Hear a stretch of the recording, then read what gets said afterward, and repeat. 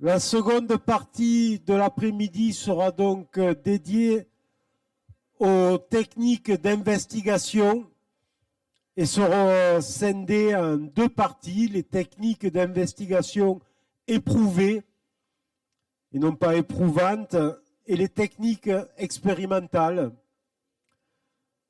Donc, pour la première sous-partie, les techniques d'investigation éprouvées, ben, on balayera un large spectre puisque on partira de très profond dans le sous-sol, 900 mètres de profondeur à Rochefort avec M. Morgan Lelousse pour Antea Group. Et on montera haut dans le ciel avec le BRGM, avec de l'électromagnétisme héliporté. Mais on va commencer tout d'abord aux interfaces entre surface et souterrain avec une approche pluridisciplinaire pour caractériser les échanges nappe-rivière sur un site expérimental dont j'appelle M. Mougin du BRGM pour la présentation. Donc les règles du jeu sont toujours les mêmes. Vous avez un prompteur pour 10 minutes et les questions seront groupées avec les 3 intervenants à la fin de la sous-session.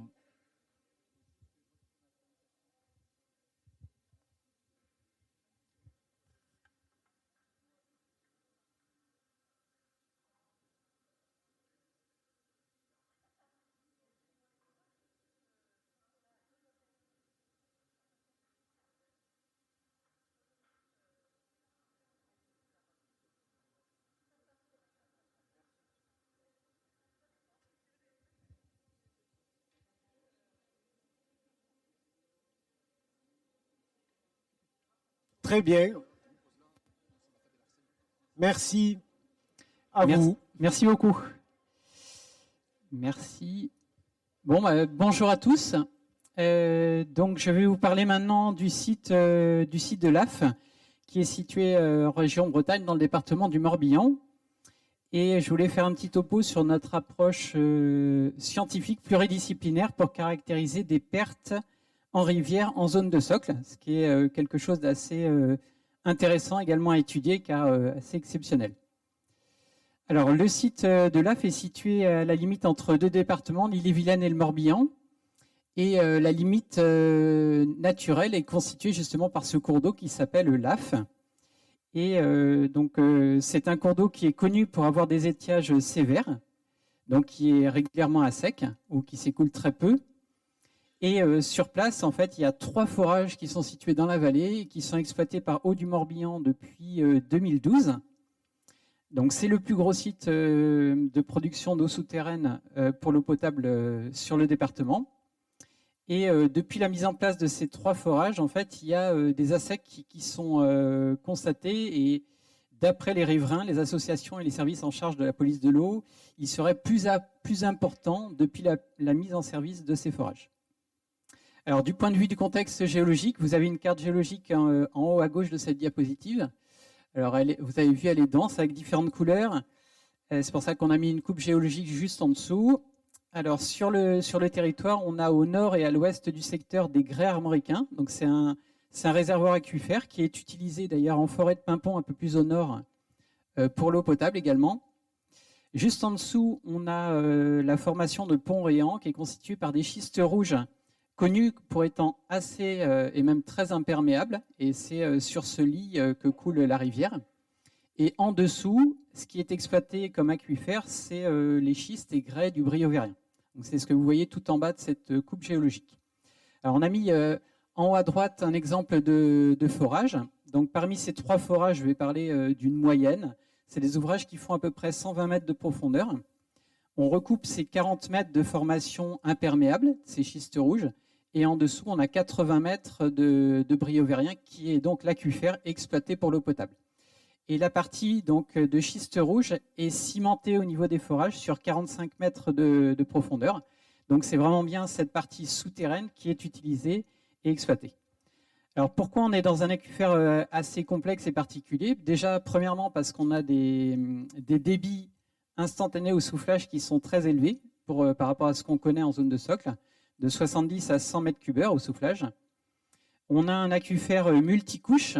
Bon, ça aussi, on se rapproche un peu plus d'un milieu sédimentaire dans le socle. Il est également compartimenté et vous voyez recoupé par de nombreuses failles nord-sud ou nord 150 sur le territoire. Et donc, on a ces pertes d'eau en rivière qui ont été mesurées par des bureaux d'études, des valeurs de 1 à 4 litres par seconde et des teneurs assez particulières également d'un point de vue géochimique. Alors, voilà une carte du secteur d'études. J'ai essayé de surligner les 3 forages que vous voyez à proximité de la rivière. Donc la rivière retenait jusqu'à une partie avant la route qui coupe en plein milieu de cette diapositive la rivière. Alors la rivière s'écoule de la gauche vers la droite, de l'ouest vers l'est. Et on a également sur le territoire plusieurs piézomètres qui nous ont donné aussi tout un tas d'indices. Et complètement au sud du secteur d'études, vous voyez également que c'est noté FE8, FE9. Ce sont des nouveaux forages qui ont été réalisés dans le cadre de l'étude. Alors, quelques images. On retrouve en fait des forages avec leur périmètre de protection immédiat, leur équipement.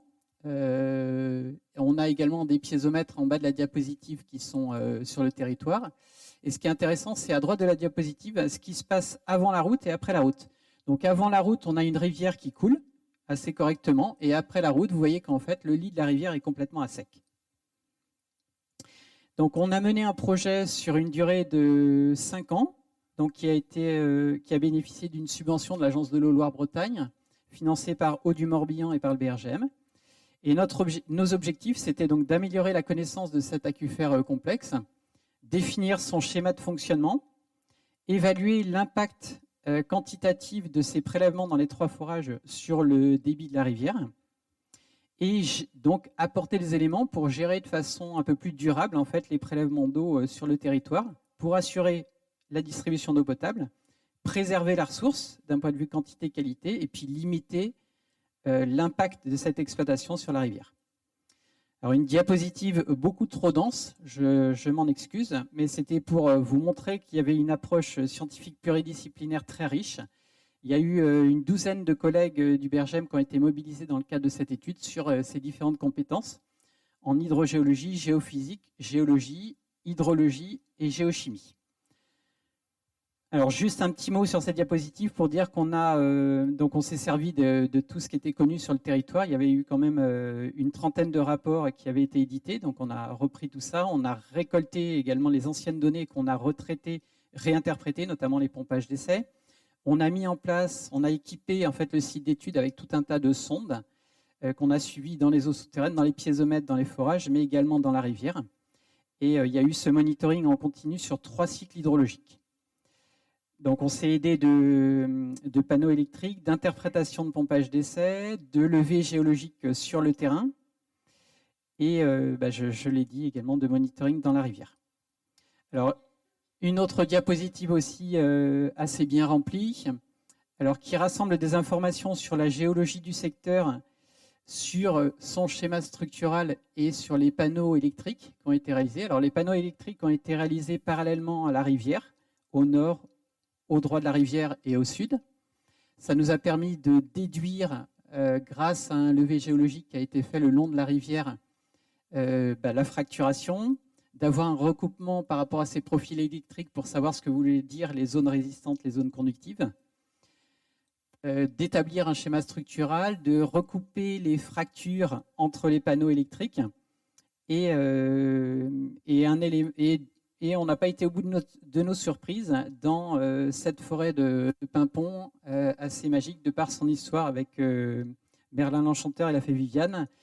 On a été loin de découvrir tout un tas de choses en fait, sur le territoire. Alors la première découverte, c'est qu'en cassant la roche dans la rivière, ce n'était pas des schistes rouges qu'on a trouvés, mais en fait plutôt des roches un peu vertes. C'est ce qu'on voit en haut à gauche de la diapositive. Et cette roche qu'on pensait être totalement imperméable, finalement s'est avérée être des grès et être aquifère, et on l'a confirmé également sur les panneaux électriques. Ensuite, on a mis en place un système, on a compris qu'il y avait un système de Horst et de Graben, donc des systèmes qui remontent et qui descendent au niveau des aquifères. Et également, donc, on a confirmé cet aspect de secteur faillé. Et ça nous a permis de donner un déterminisme en fait, sur des pertes en rivière qui sont liées à ces trois composantes. Donc une géologie particulière, graiseuse et plutôt perméable. Ces systèmes de Hurst et Graben qui font remonter le contact entre l'aquitard et l'aquifère. Et donc finalement, en fait, cet aquifère qui était à une quarantaine de mètres de profondeur, localement remontait à une dizaine de mètres de profondeur. Et on peut imaginer que lors de l'exploitation de cet aquifère qu'on voit en bleu clair sur la en bas à droite, eh ben, il peut y avoir un contact et un phénomène de drainance de l'eau qui arrive de la rivière. Alors, on a également réinterprété des pompages d'essai avec la méthode de dérivé des rabattements. Là aussi, bon, je n'ai pas énormément de temps pour l'expliquer, juste retenir qu'à l'issue de l'interprétation de ces essais, qui étaient parfois pas sur un seul forage, mais sur 3 forages en simultané, on a utilisé différents modèles, et notamment la prise en compte du débit de la rivière, pour calculer quel était l'impact de ces pompages sur le débit de la rivière. Et on a retrouvé des valeurs que je citais tout à l'heure, aux alentours de 10 litres par seconde qui étaient perdus en termes de débit de rivière. Alors, je parlais également de nouveaux forages qui avaient été réalisés sur le secteur d'études. On a également montré, grâce à cette interprétation des pompages, que ces nouveaux forages étaient dans le même aquifère, mais étaient désolidarisés des 3 forages qui étaient dans la vallée. Et on a également montré qu'on avait un aquifère qui était plurikilométrique, très inertiel et assez intéressant pour l'exploitation de l'eau. Alors cet aspect dissociation du point de vue de la compartimentation est un élément assez intéressant si on veut soulager la pression des forages utilisés près de la vallée et se servir de ces forages que j'appellerai plus tard forages de secours. Juste une petite image en fait du monitoring dans la rivière. On a positionné 3 stations de jaugeage, une avant le site, une au milieu du site et une à l'aval du site. Ça nous a permis notamment d'avoir un monitoring et un enregistrement continu de la quantité d'eau qui était perdue au niveau de la rivière. Alors on est arrivé, c'est mon avant-dernière diapositive, on est arrivé donc à l'établissement d'un schéma conceptuel de fonctionnement du site avec cet empilement des 3 couches géologiques, du positionnement des forages qui pompaient dans cet aquifère, des liens avec la rivière en termes d'apport dans la rivière ou perte dans la rivière. Et ce qui était intéressant, c'est qu'on a mis en place une modélisation numérique avec une approche globale par réseau de réservoirs pour reconstituer donc les niveaux dans les forages, dans les piézomètres et dans le lit de la rivière, et également des pertes en rivière. On a réussi à reconstituer tout ça, ce qui nous a permis de consolider ce schéma conceptuel. Et une fois que le modèle était calibré, on a pu tester en fait des différents scénarios d'exploitation en augmentant ou en diminuant la quantité d'eau prélevée dans ces forages. Et on a également testé un scénario climatique, une succession d'années sèches. Alors mes conclusions, c'est donc qu'on est en face d'un aquifère qui n'est pas surexploité. Les pertes d'eau dans la rivière représentent quelques pourcents de l'alimentation en fait par les pluies.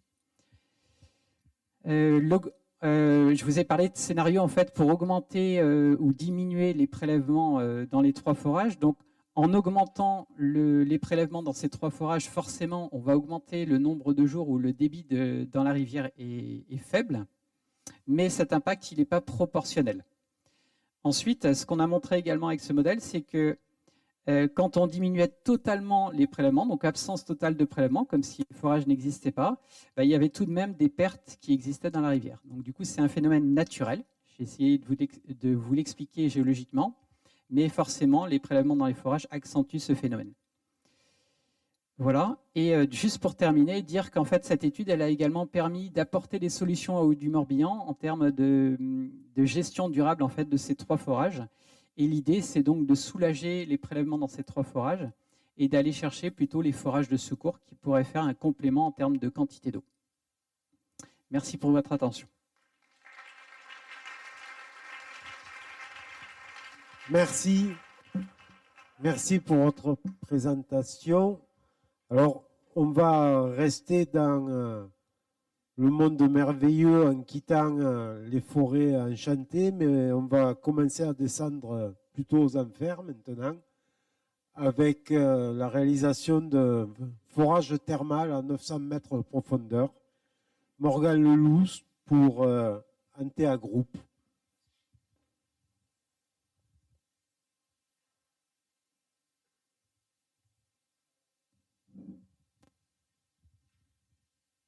Bonjour à tous. Donc, je suis Morgan Lelouch, ingénieur projet à Antea Group à Mérignac. Je vais vous présenter le forage thermal de la ville de Rochefort. Donc, sur ce projet, je suis accompagné par Julien Baudinier en interne et mes interlocuteurs sont à la société thermale de Rochefort, Polo Aguas, et à la ville de Rochefort, Guillaume Michon. Une rapide présentation des intervenants. Donc, c'est une maîtrise d'ouvrage de la ville de Rochefort. Antea Group a la maîtrise d'œuvre de la partie forage qui est actuellement en cours, notamment du raccordement. Le titulaire du marché est Forage Massé, en la personne de David Bourdon. Le coordonnateur sécurité, la PAV, avec Christophe Large. J'en profite pour nommer les prestataires présents dans la salle, notamment pour les diagraphies Hydro Invest et pour la soudure des tubes, Hydro Assistance Ingénierie. Très rapidement, Antea Group, c'est un des leaders français de l'ingénierie de l'eau. Ici, c'est 850 collaborateurs qui sont missionnés au national, avec 31 implantations en France. Les implantations qui sont concernées par ce projet sont celles de Pau et de Bordeaux. Donc, en ce qui concerne l'objectif des travaux, c'est bien la réalisation d'un nouveau forage. Pour bien comprendre le contexte, on a donc 3 forages historiques sur le périmètre de la ressource thermale, de la société thermale de Rochefort, qui est illustré ici en rouge. Vous voyez 2 forages. Vous voyez 2 forages F1 et F2, les forages historiques qui sont aujourd'hui non exploités, qui sont verticaux, situés sur la partie arrière des thermes, et le forage F3 qui est celui qui est en exploitation actuellement, qui est dévié et qui va sous l'emprise du parking de la société thermale. Le forage F4, lui, donc part à peu près de la terminaison du forage F3 pour aller selon la rue de Thiers, pour ceux qui connaissent la ville de Rochefort, selon l'azimut 190. Donc aujourd'hui, l'approvisionnement en eau des thermes est assuré au moyen d'un seul forage à hauteur de 50 m3. Pour autant, le débit de pointe demandé par les thermes est de 100 m3, la différence étant assurée par la capacité tampon disponible. Et en l'absence du forage F2 indisponible pour cause de bactériologie, aucune ressource de secours n'est présente. Donc on voit le double intérêt d'un nouveau forage. D'une part, le complément de débit jusqu'à pratiquement 100 m3 et de seconde part, assurer un secours en cas de défaillance du forage F3. Donc rapidement sur la partie technique du rotary à la boue, donc c'est la technique utilisée aujourd'hui. Un trépan est actionné au moyen d'une table de rotation au bout de tiges dans lesquelles circule le fluide de foration qui permet la remontée des cuttings qui sont séparés puis évacués à l'aide de la filière de la gestion des boues et retour de la boue à l'intérieur des tiges. Donc en pratique, vous voyez ici les images aériennes de la plateforme actuelle des thermes.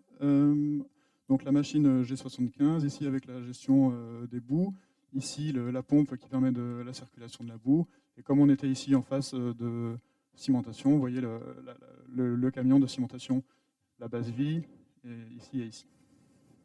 Donc on voit qu'on est en zone urbaine. Donc en ce qui concerne le réservoir cible, c'est un réservoir du Jurassique inférieur, donc de l'infralias. Il date de 200 millions d'années environ. Il est capté entre 785 mètres forêt et 898 mètres forêt. Il s'agit plutôt de grès de calcaire et de dolomie avec des intercalations marneuses et argileuses. Donc comment on en est arrivé au choix de l'emplacement? Tout d'abord par une campagne géophysique qui date de 2019. Vous voyez ici les camions qui ont permis la réalisation de cette campagne géophysique, je précise en milieu urbain. Vous voyez ici donc le parcours des camions qui est illustré en rouge et l'enregistrement des informations en bleu à l'aide de géophones qui sont positionnés soit dans des sacs de sable sur des milieux durs comme des trottoirs par exemple ou des chaussées, soit en milieu tendre directement plantés dans le sol. Donc à l'aide du contraste de densité des roches, on permet d'illustrer les différents horizons, sachant que nous, ce qui va nous intéresser, c'est la partie terminale, et ici illustrée en rose.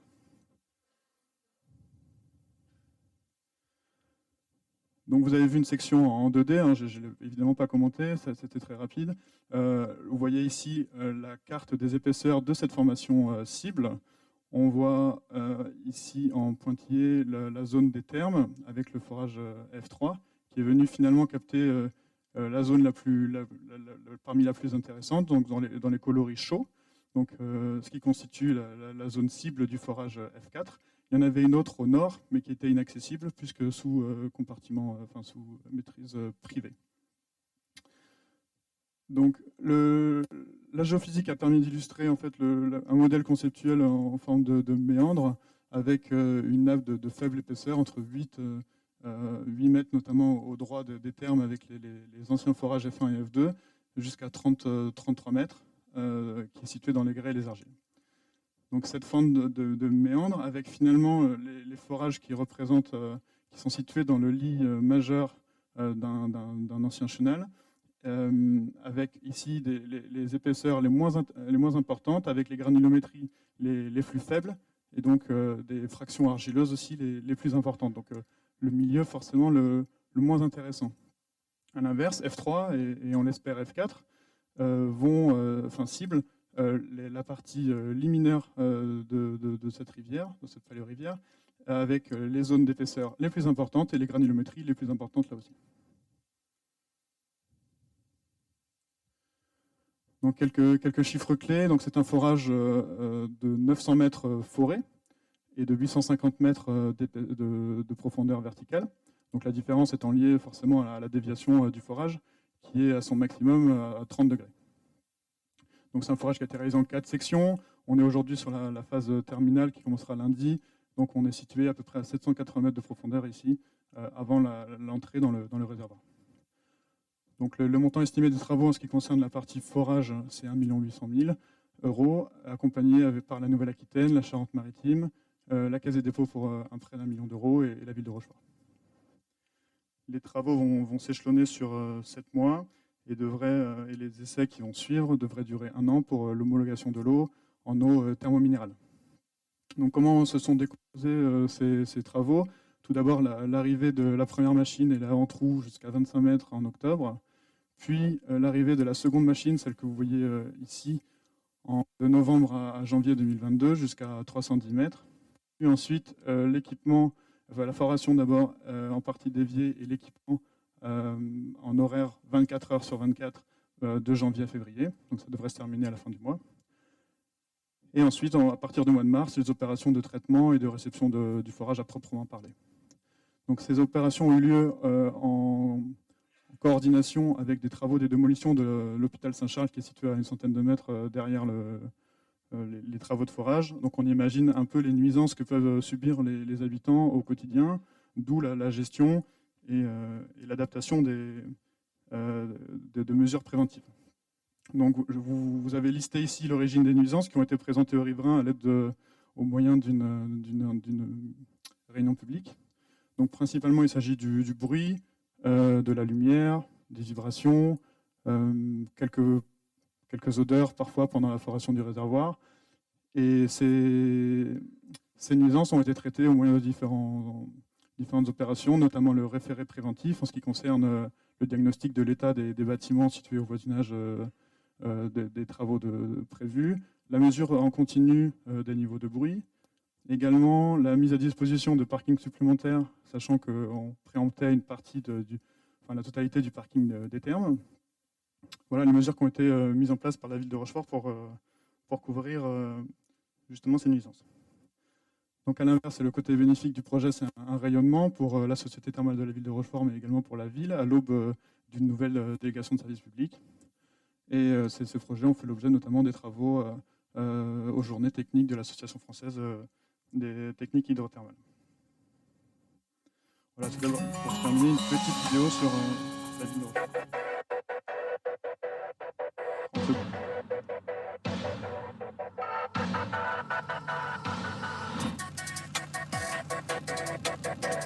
C'est le première machine. Et vous voyez l'arrivée de la seconde.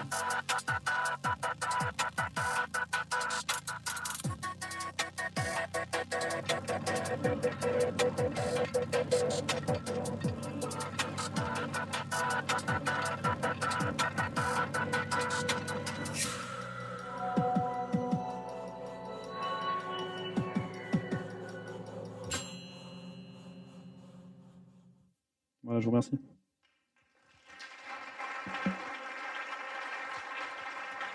Merci. Merci pour cette présentation qui a tenu les délais. Très bien.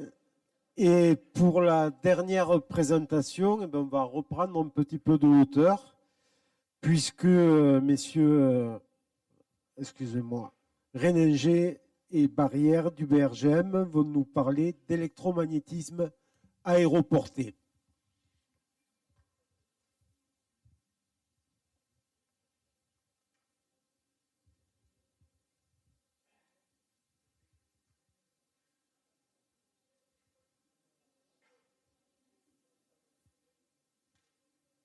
Et j'ai même fait une erreur puisque c'est de l'électromagnétisme héliporté.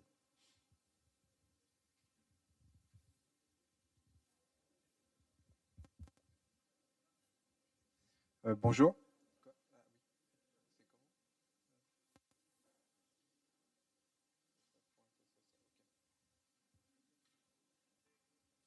Bonjour, on va vous présenter donc des travaux qui ont lieu depuis plus de 10 ans maintenant au BRGM sur la valorisation de données électromagnétisme héliporté pour la gestion des eaux souterraines et l'hydrogéologie au sens large.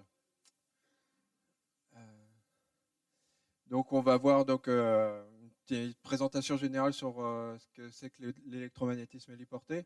Et ensuite, il y a eu deux applications qui ont été sélectionnées sur du socle sous couverture volcanique et puis en contexte sédimentaire.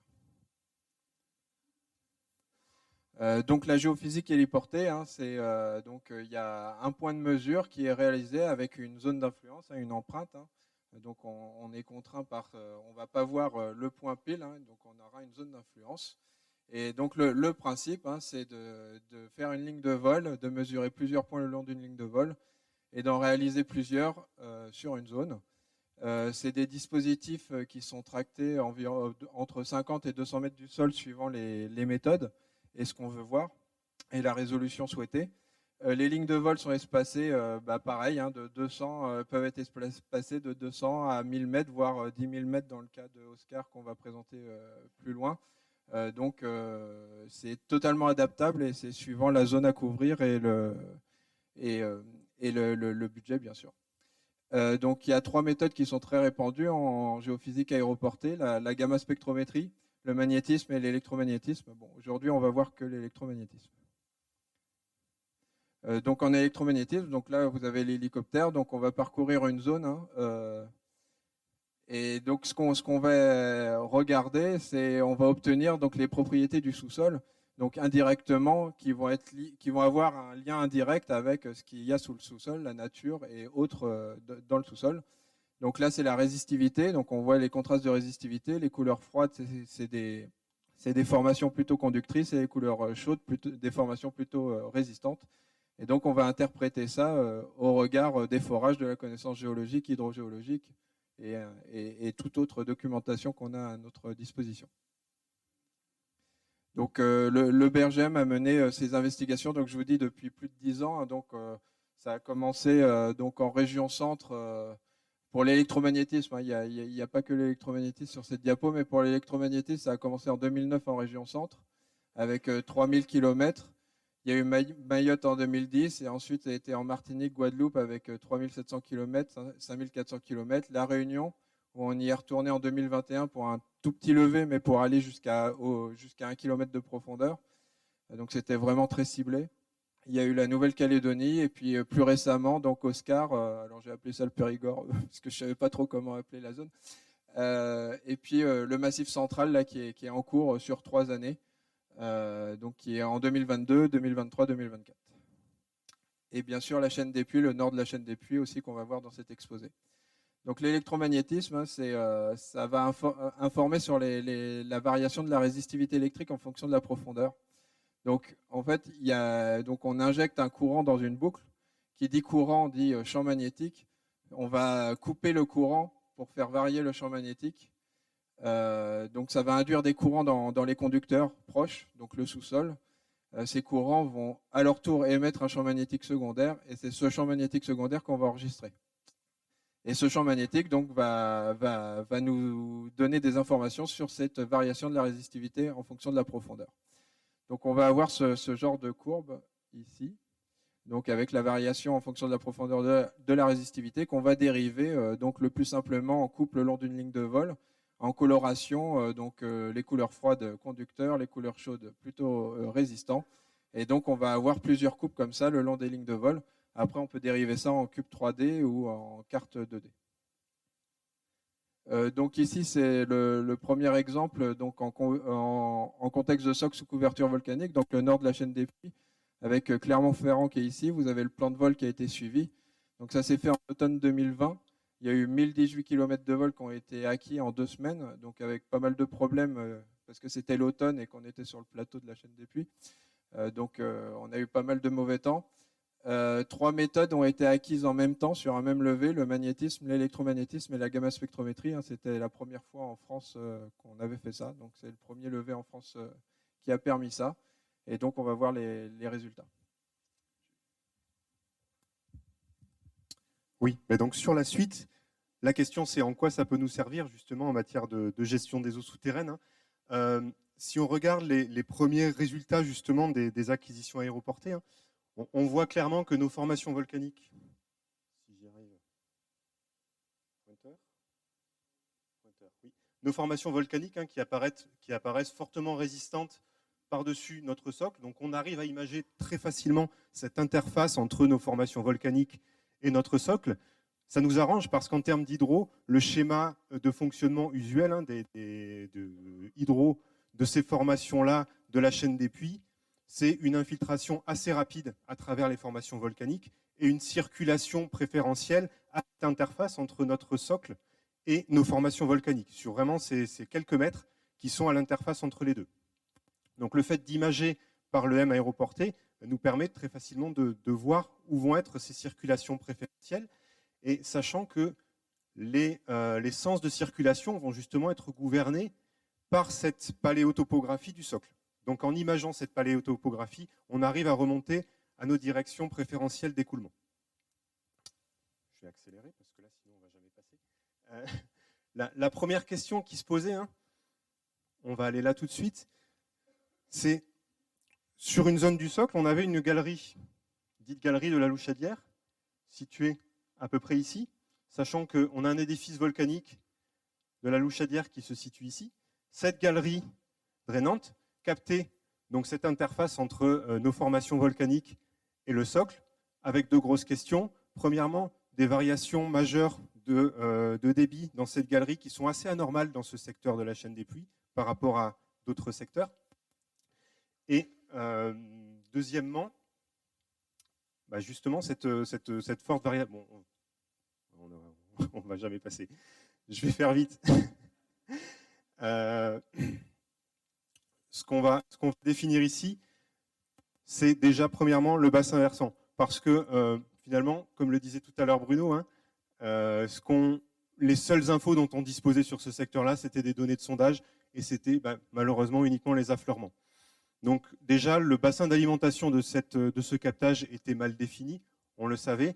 Et là, le fait d'arriver à dessiner cette paléotopographie du socle ici nous a permis de déterminer le bassin d'alimentation de ce captage-là. Ça répond aussi à la question de la forte variabilité des débits qui est anormale dans ces secteurs-là, sachant qu'en général, dans ces formations de la chaîne des puits, les débits sont beaucoup plus tamponnés. Pourquoi ? Parce que sur les zones amont, on a des zones de scorie qui sont liées aux édifices volcaniques, qui jouent ce rôle de tampon et qui régulent nos débits. Et là, on voit que notre bassin d'alimentation, en réalité, est fermé par rapport à notre zone principale dans laquelle on va retrouver l'édifice volcanique. Donc on n'a pas, ou très peu, de lien hydraulique direct avec cette zone d'escorie. et je vais passer très vite à la suite, malheureusement. Mais déjà, on a une première réponse en contexte volcanique. On va passer quasiment en bordure du Massif central, hein, sur un terrain d'études, là en domaine sédimentaire, sur lequel de gros questionnements en matière de gestion des eaux se posent. Donc on est sur la bordure nord-est du bassin aquitain, sur lequel on est sur 4 départements. Hein.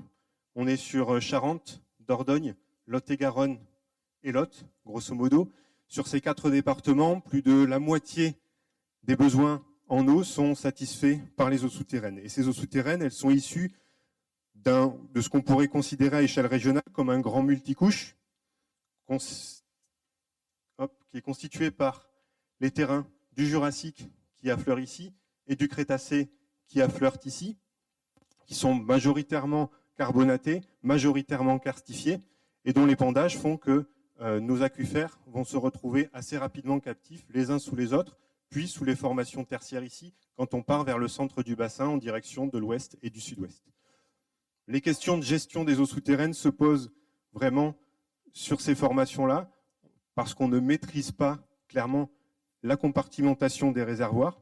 Compartimentation verticale, c'est-à-dire que ces réservoirs entre eux sont superposés, parfois sont séparés par des épontes et par des terrains imperméables, mais pas tout le temps. Et compartimentation horizontale, on a des secteurs clairement qui sont très mal réalimentés. C'est le cas par exemple en Lot-et-Garonne ici, dans les terrains jurassiques qui se retrouvent captifs et dans lesquels on voit des chutes majeures des niveaux piézométriques, malgré la rationalisation des prélèvements, ce qui veut dire qu'on est vraiment avec de très mauvaises connexions vis-à-vis des zones qui pourraient être les zones de réalimentation libre ici. Donc l'idée pour arriver à une gestion globale de ces eaux souterraines à grande échelle, c'est premièrement d'arriver à comprendre comment sont compartimentés nos réservoirs. Et pour cela, donc on a une campagne aéromagnétique qui a été faite en 2021, septembre 2021, qui couvre l'ensemble du territoire. Alors, j'ai une bonne nouvelle, c'est que en termes d'application hydro, on voit énormément de choses. On voit beaucoup de choses et ça nous permet de progresser grandement sur la compréhension de la géométrie de ces réservoirs. La mauvaise nouvelle, d'une certaine manière, c'est qu'on voit tellement de choses qu'on est encore en train de travailler dessus. Voilà. Et que ça remet en cause beaucoup de connaissances et de ce qu'on pensait savoir sur la géométrie de ces réservoirs et sur l'histoire géologique de ces réservoirs-là.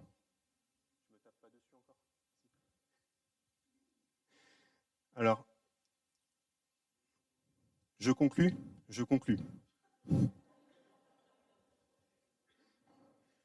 Conclusion, ça va être simple. Les corrélations antérieures, qui étaient basées sur quoi? Là, on est sur une distance de 50 km. Hein. On a un profil de 50 km de long. D'accord?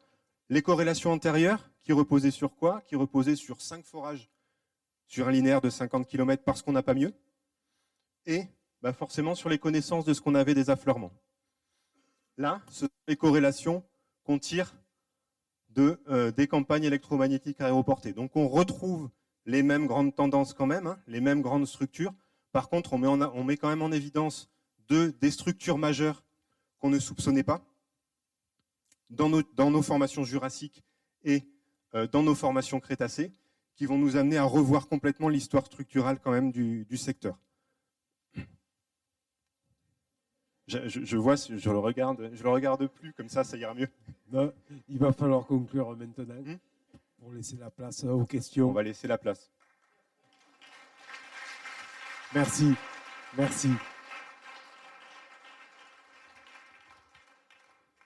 Désolé pour la coupure un peu brute, mais ça va permettre de garder une plage d'échange. Donc on a 10 minutes de questions devant nous pour couvrir les 3 présentations qui vous ont été faites. Donc, il y a des bras qui se lèvent.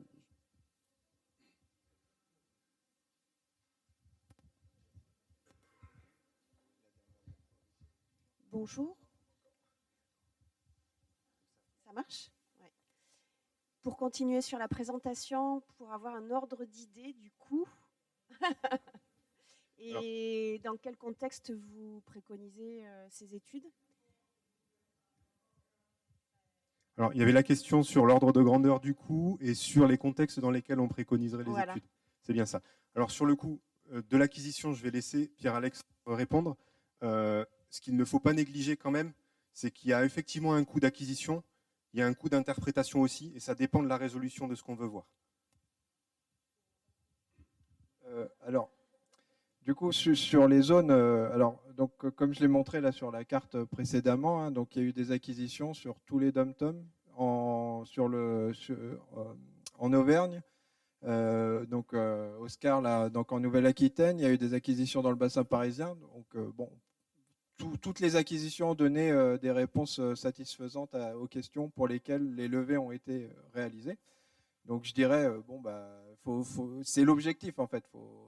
Faut pas avoir, on va pas dériver, je sais pas moi, un paramètre hydro de ça.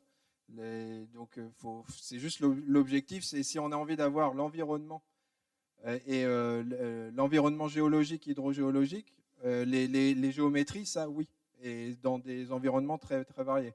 Après, si on a envie d'avoir des paramètres très hydro, enfin, c'est de la géophysique, hein, donc voilà. Donc ça dépend des objectifs qu'on veut, mais voilà. Pour la question du coût, donc en métropole, je dirais pour 1000 km donc linéaires de données, on est aux environs, si on compte le traitement, parce que donc il y a l'acquisition plus donc le traitement où donc on développe pas mal de choses pour que ça soit de plus en plus efficace, mais il y a quand même ce traitement qui prend un peu de temps. Je dirais qu'on est aux alentours de 200-250 000 euros. Ensuite, il y a tout ce qui est interprétation à rajouter dessus. Donc ça, c'est pour 1000 km de données. Voilà. Après, on peut faire un peu moins, on peut faire beaucoup plus.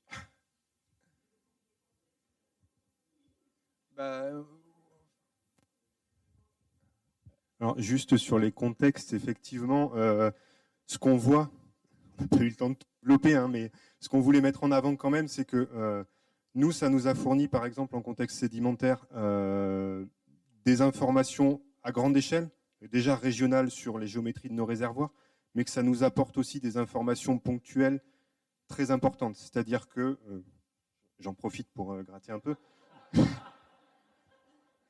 c'est qu'en zoomant, mais en zoomant, on fait apparaître, par exemple, hein, à la base du tertiaire, des paléovallées qui ont été remplis dès le début du tertiaire par des gros paquets sableux. Et ces paléovallées-là, clairement, ça peut être des cibles hydrogéologiques très, très intéressantes.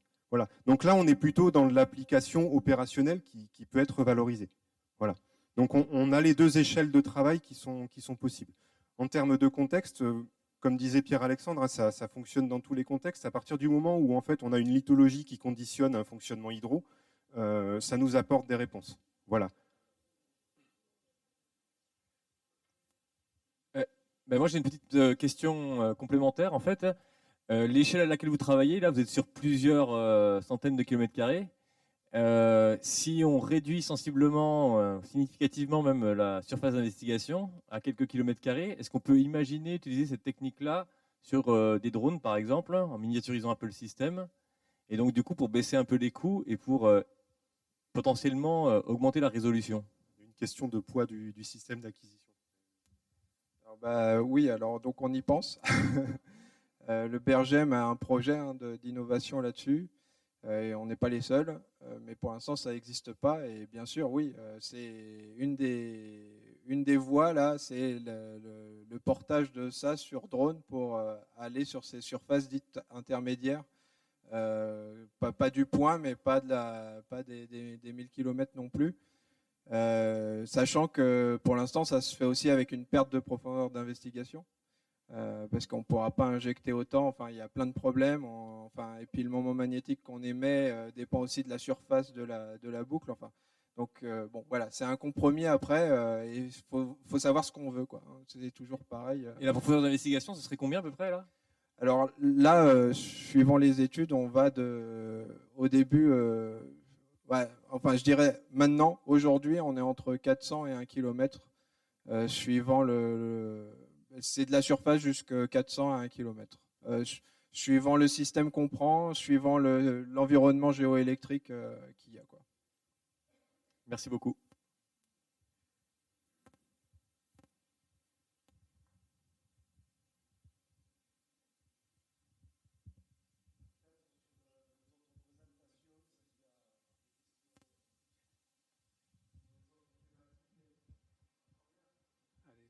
Deux questions. Donc, par rapport aux panneaux électriques traditionnels qu'on fait tous, qu'est-ce que ça apporte? Quelles sont les différences, les contraintes? Et puis pour le sondage Rochefort, donc on est sur des sondages très très profonds. Donc est-ce que vous, en termes de qualité d'eau, qu'est-ce que vous avez rencontré? Qu'est-ce que vous avez eu comme contrainte? Et est-ce que vous avez pu identifier les volumes de la nappe elle-même, de l'aquifère que vous avez mobilisé? Est-ce que vous arrivez à comprendre ce que cet aquifère a comme capacité?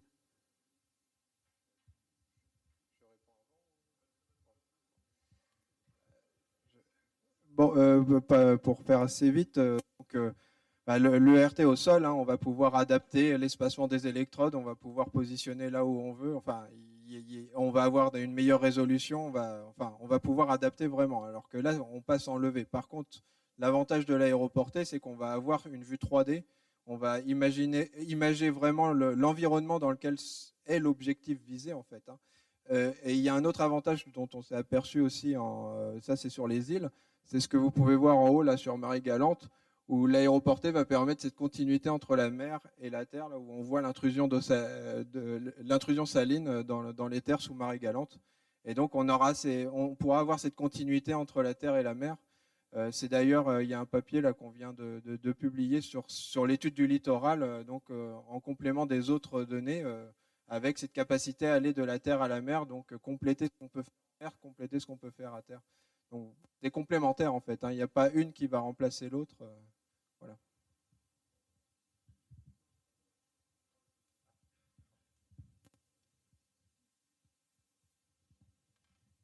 Désolé pour la question complémentaire, mais on me fait signe en coulisses qu'on doit rendre l'antenne au moins pour cette session-là.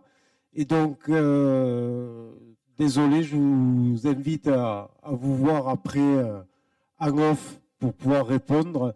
Et je passe donc la parole pour la deuxième partie concernant les techniques d'investigation expérimentale.